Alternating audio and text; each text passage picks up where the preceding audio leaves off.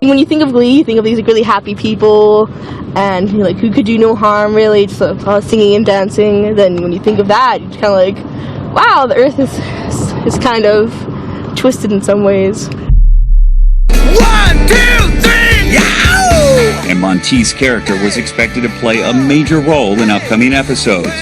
There's no word yet from Fox on how the show will address the loss of one of its biggest stars. For CBS This Morning, Carter Evans, Los Angeles. So tragic, you know. Such a sad story, and the friends had said that they had talked to him that day and that week, and that he seemed fine. Very, very. I'm proud of him, and I love him, and I miss him. And to be angry is pointless. He's dead.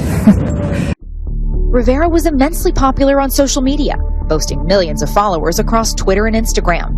Just 1 week ago, the actress shared a tweet that now seems prophetic. Make the most of today and every day you are given. Tomorrow is not promised. The world's most wanted woman is tonight behind bars. The ex-girlfriend of pedophile Jeffrey Epstein has been charged with a number of sex crimes. Ghislaine Maxwell was tracked down by the FBI in a luxury hideaway. The breakthrough arrest ramping up pressure on Prince Andrew to speak to police. In March, she posted this haunting video showing her underwater in a bathtub.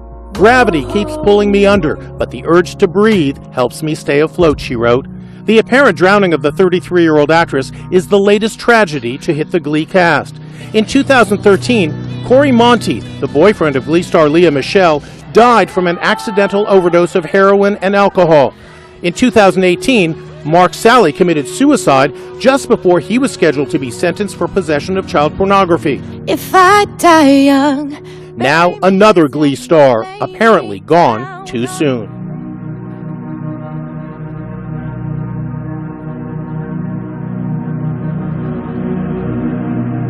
For someone so well connected, Maxwell has been very elusive in recent months.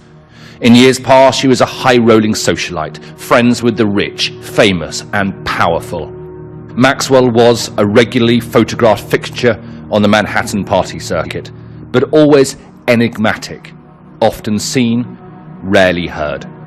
Ghislaine was introduced by her father to the richest and most powerful men in the world. Maxwell, arrested last week at this $1 million home in a rural part of New Hampshire, is a longtime associate of Jeffrey Epstein, who died by suicide last August.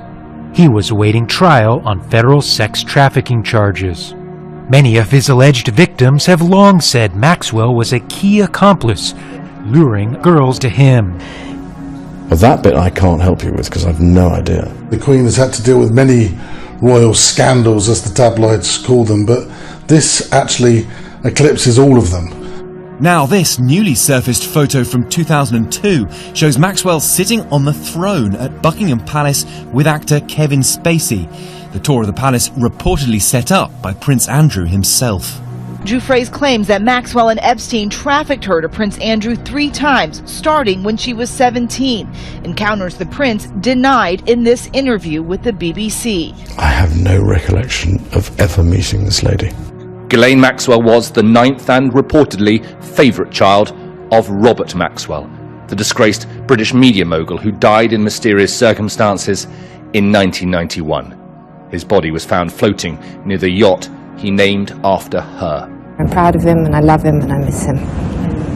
Maxwell now behind bars, just across the East River from the Manhattan jail cell where Epstein was found dead more than a year ago. He was awaiting trial on federal charges, accused of sexually abusing dozens of underage girls. His suicide sparking harsh criticism of the facility he was in. We are now learning of serious irregularities at this facility that are deeply concerning and demand a thorough investigation. The guards on duty the night Epstein died were supposed to check on Epstein every 30 minutes, but did not in the hours before he was discovered. Those guards now awaiting trial on charges of falsifying records and conspiracy. The mystery of Ghislaine Maxwell is unraveling. Excuse me, Schuster. Before we cast another pointless vote in a meaningless contest that has absolutely no practical ramifications whatsoever. Rivera is best known for her role as Santana, the sassy cheerleader in the musical comedy Glee that aired on Fox from 2009 until 2015.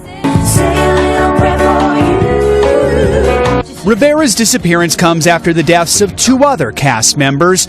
Police say the 33-year-old actress and singer rented a pontoon boat at the lake's reservoir around 1 p.m. when a boater found 4-year-old Josie asleep in a life vest. His mother, 33-year-old actress Naya Rivera, nowhere in sight. Security camera footage from the dock shows Rivera and her son renting a pontoon boat earlier in the afternoon. They were the only two on board. The 33-year-old made her mark on the hit TV show Glee as the sharp-tongued Santana. And if you ever tell anyone this, I'll deny it. But I like being in Glee Club.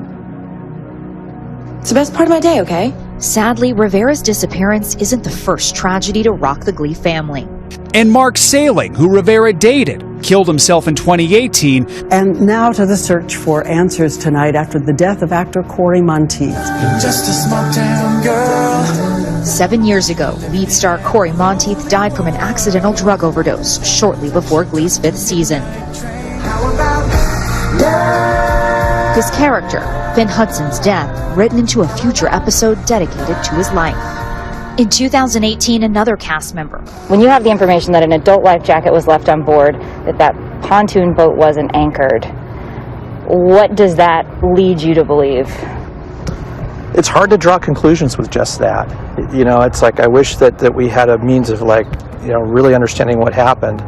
We're going to go to that in a couple of minutes, but Danny had a real Hollyweird experience. Jess, I've got to tell you, it's one of the strangest nights I've ever had of my career. Of the 1980s, Corey Feldman starred in movie classics like Stand By Me, The Goonies and The Lost Boys, pairing up for that one with the late Corey Haim. But behind the scenes, there was a sordid and shocking secret. For years now, Corey Feldman has been speaking out about the abuse that he and Corey Haim suffered by what he describes as a ring of pedophiles made up of powerful Hollywood executives. I went to the Corey Feldman premiere last night of his documentary to tell all my truth, the rape of two Coreys. And you know, Corey came on California Live last week. He told us he was going to expose the people he claims sexually abused him and his best friend, actor Corey Haim, who died tragically 10 years ago. And he was going to stream this movie around the world for everyone to see. The movie theater at the Directors Guild was filled with his friends, celebrities, people who were there to support him.